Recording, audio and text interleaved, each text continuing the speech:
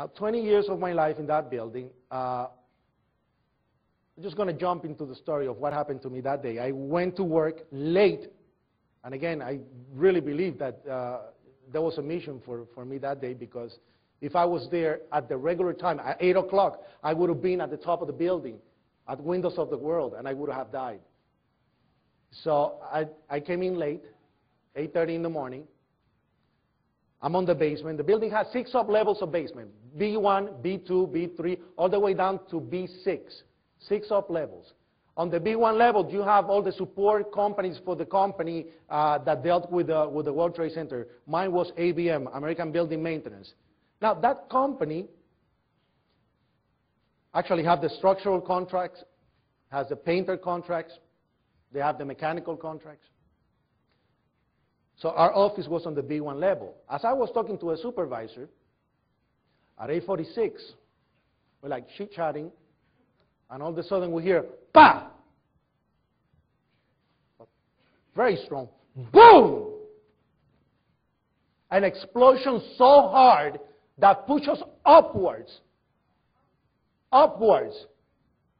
Now, 20 years in the building. Remember that. And it came from the basement, between the B2 level and the B3 level.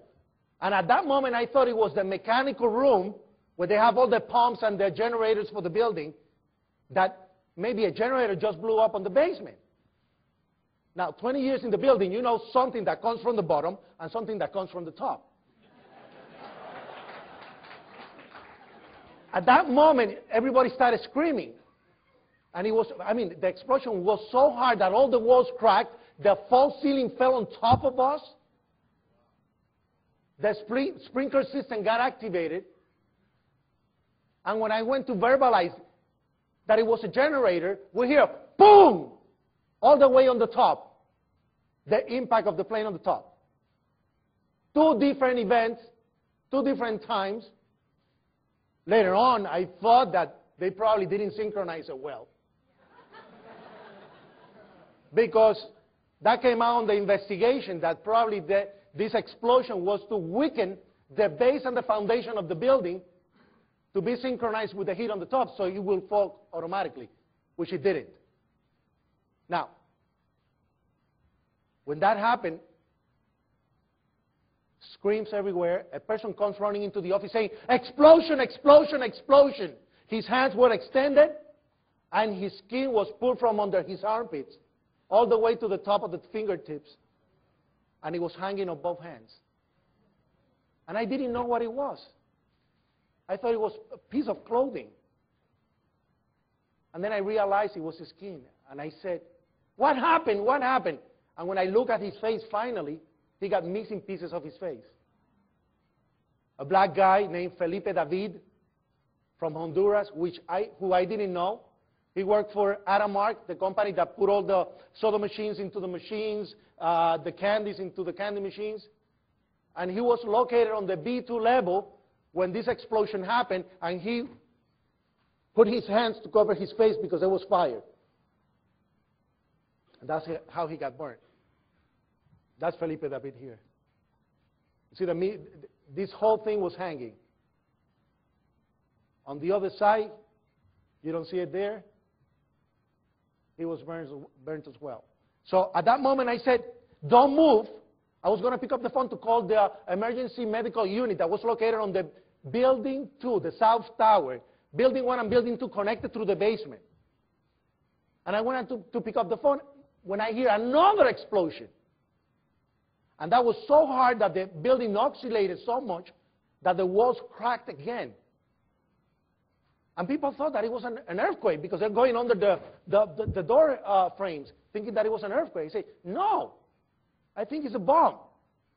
And the reason I said that, again, osmosis, because I survived the 1993 bombing. I was stuck in an elevator in 1993 for 4 hours. They had to break through a wall to get us out. So automatically, I thought it was a bomb. And I said, "We got to get out." So I took those 15 people, I led them out of the office, through the loading dock, through a hill, outside the building, with Mr. Felipe David on my back. until I saw an ambulance. Get out of the building. I stopped the ambulance, put Mr. Felipe David inside. He goes into a coma. And that's when I hear automatically, a plane hit the building, a plane hit the building. There was a security guard standing right next to me, and his radio was going, there's a plane hit the building, a plane hit the building. So now, I'm at the base of the building. When I turn around, you know when you're on the base of the building, and you look up, you don't see the top? That's exactly what happened. But I saw the hole, I saw the fire, I saw the smoke, and all of a sudden, I realized that I couldn't see the antenna of the top of the building. And what came to my mind right away was, oh my God, the people from Windows of the World, the restaurant that was on the top of the floors on that building, 106th floor. I have breakfast with those people every morning. I started cleaning the stairwells from the top down. So they have an employee's kitchen, and I will go there and talk with these people all the time. Mind you that the 76 people that died there, I knew them all. So all of a sudden, when I see that, I start screaming, we got to go back, we got to go back. Nobody wanted to go back.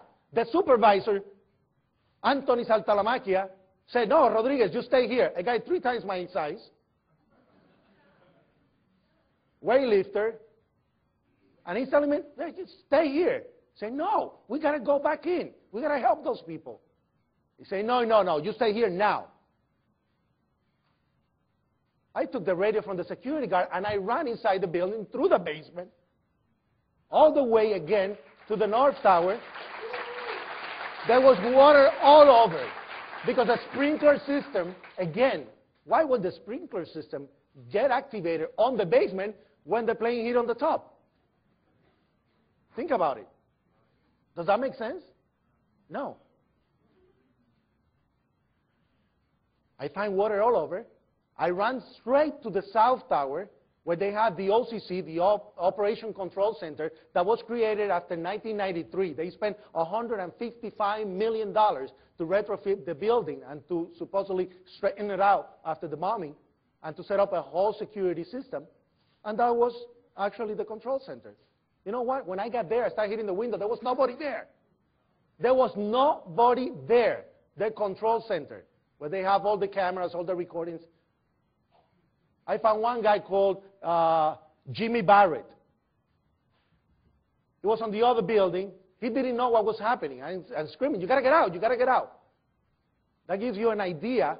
He was on the basement on the South Tower. That gives you an idea how many people died on the other tower without ever knowing what happened on the basement. He just happened to come up from the basement. And then I found a lady that worked for the Marriott Hotel, staying in a podium like this, on an entrance for the employees for the Marriott. She heard the whole thing. But she said, what are you doing here? Get out now. And you know what she said? I can't. I'm a new employee. I don't want to get fired.